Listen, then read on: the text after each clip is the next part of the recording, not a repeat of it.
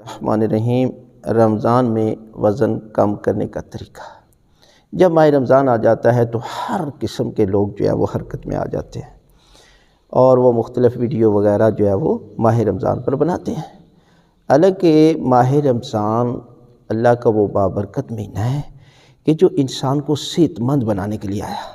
آج کی ریسرچ بتاتی ہے، بڑے سے بڑے ڈاکٹر بھی کہتے ہیں کہ اگر صحت مند ہونا ہے تو روزہ رکھیں۔ یہ تو ڈاکٹر ہیں، حالانکہ حضرت آدم علیہ السلام سے لے کر حضرت محمد مصطفیٰ صلی اللہ علیہ وآلہ وسلم تک اور حضرت علی ابن ابی طالب علیہ السلام سے لے کر آخری امام تک ہر نبی اور امام نے بتایا کہ صحت مند رہنا ہے تو روزہ رکھیں۔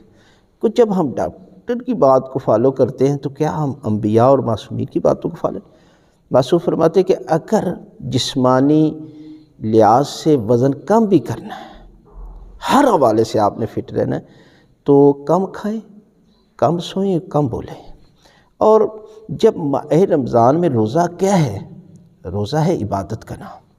آپ صبح سویرے کم کھائیں اور پھر اس کے بعد جو ہے وہ افطاری کے وقت بھی نارمل حالت میں کھائیں تو یقیناً آپ صحت مند بھی رہیں گے اور آپ کا وزن بھی کم ہوگا۔ لیکن روزے کی حالت میں اس قدر سحری کرتے ہیں کہ 4-5 بجے تک تو انہیں ڈکار ہی کھٹے ڈکار آتے رہتے ہیں اور پھر افطاری اتنی بڑی کر لیتے ہیں کہ بھینس کی طرح جو ہے نا، انہیں نہ عبادت میں کوئی لطف آتا ہے، نہ پھر جو ہے وہ سجدہ کرنے کے قابل رہتے ہیں، نہ رکوع کے۔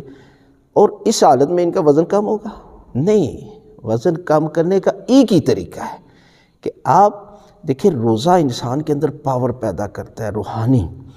لہٰذا آپ صبح سویرے نارمل حالت میں، جس حالت میں آپ ناشتہ کرتے ہیں، ایک روٹی کھائیں اور اس کے ساتھ دہی وغیرہ کے ساتھ نارمل، اور شام کو جو ہے وہ بہترین جو بتایا گیا کہ طریقہ کیا ہے کہ انسان کھجور کے ساتھ اور نمک کے ساتھ اور سادہ پانی استعمال کرے اور پھر روٹی کھا لے، تو یہ اس حالت میں انسان کا وزن کم ہو جاتا ہے۔